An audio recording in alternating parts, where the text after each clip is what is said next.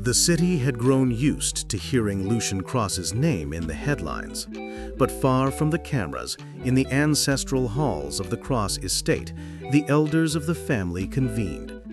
They had watched long enough. Now they would judge the Black Crescent heir for themselves. Episode 10 begins as the war on the streets spills into the corridors of legacy. A message arrived early in the morning. A simple, elegant card bearing the Cross family seal. Lucien read it in silence as Adrian stood by, arms folded. "A summons from the council," Adrian remarked dryly. "I suppose we should be flattered." Lucien's expression remained calm. "No, it means they think I've drawn too much attention. They'll want to test me." His fingers brushed the black onyx crescent that hung from his left ear, a reminder that the tests of the Cross heirs were never truly over. Meanwhile, in the towering glass heart of the city, Vivian Hale stood before the Hale Industries board. The alliance with Damien Voss had strengthened her reach in the market, but at the cost of her authority. One of the board members broke the tense silence. "Miss Hale, the reports suggest Cross's new port alliance will erode our shipping margins. What's the countermove?" Vivian's voice was tight but steady. "We hold the energy contracts. We push forward and let Damien handle the logistics flank." She delivered the words as if they were steel, but as the meeting dispersed, her composure wavered. In the privacy of the corridor, her thoughts strayed to Lucien, standing unshaken before the press, his quiet conviction challenging everything she had chosen. That image lingered like an unwelcome echo. Across the city, Damien Voss thrived on the rivalry. Watching the market reports, he leaned toward his aide with an easy, predatory smile. "Once we disrupt Cross's new trade routes, the council will think twice about trusting a field-trained heir. He'll either step back or burn out." "And Miss Hale?" the aide asked. Damien shrugged. "She'll do her part, for now."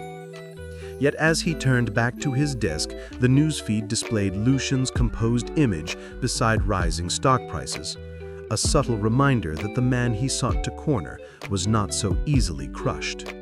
The Cross ancestral manor stood on a hill outside the city, a fortress of stone and old money. Within the council chamber, Lucien and Adrian faced the long table of uncles and elders. Their eyes were cold, their judgment unspoken but heavy. Elder Marcus Cross's voice cut through the silence.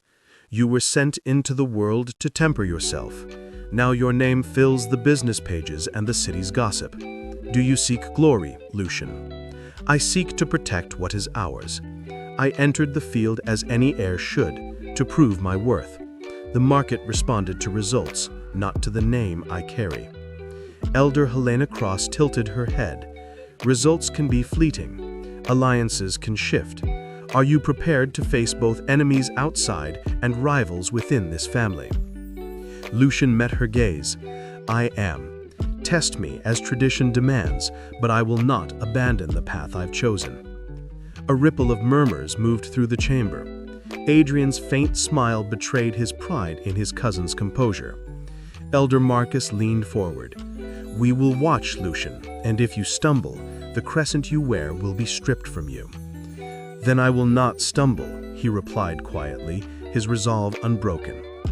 That night, Vivian Hale walked alone through the empty corridors of Hale Tower, her heels clicking against the polished floor. She paused at the window of her office, staring across the city at the illuminated cross tower. "I thought leaving him behind was ambition," she whispered to the glass. "Was it just a mistake?" Her phone chimed. A message from Damien. "We meet with the foreign investors at dawn. Don't let sentiment slow you down."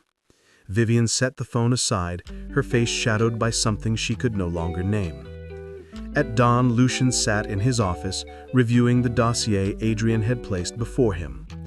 Damien's preparing a coordinated move with foreign backers. They want to choke our northern shipping lanes. We'll need a preemptive strike. Lucien considered the papers in silence for a moment before replying.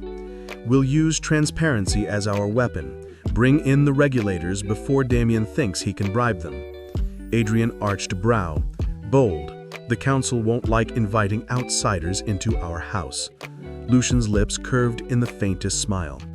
Then they can object after we win. 2 days later, at a major industry forum, Lucien Cross walked onto the stage as keynote speaker. The cameras flashed, investors whispered. He did not speak of dynasties or bloodlines.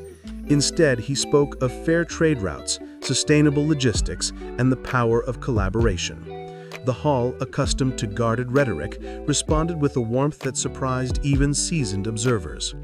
From her office, Vivian Hale watched the broadcast in silence. A strange pang stirred within her as she listened. She turned the screen off before the speech ended, yet the echo of Lucien's steady voice lingered, stubborn and unwelcome. Damien Voss watched the same broadcast with a tightening jaw. "Let them cheer for now," he muttered coldly. "We'll see how long the golden heir shines when the council decides he's too reckless." But even as he plotted, the markets began to tilt, favoring Cross Corporation's transparent dealings over Voss's aggressive maneuvers. In a world where legacies clashed with ambition, the Black Crescent heir stood not merely as a survivor, but as a leader shaping a new path. The council watched in silence. Vivian Hale wrestled with the consequences of her choices. Damien Voss sharpened his schemes in the dark. And so the true trial of Lucien Cross had begun, not only on the market floor, but in the bloodline that claimed him. Thank you for sharing this chapter with us at Velvet Chapters Brew. Comment, like, and subscribe to see where the next page takes us.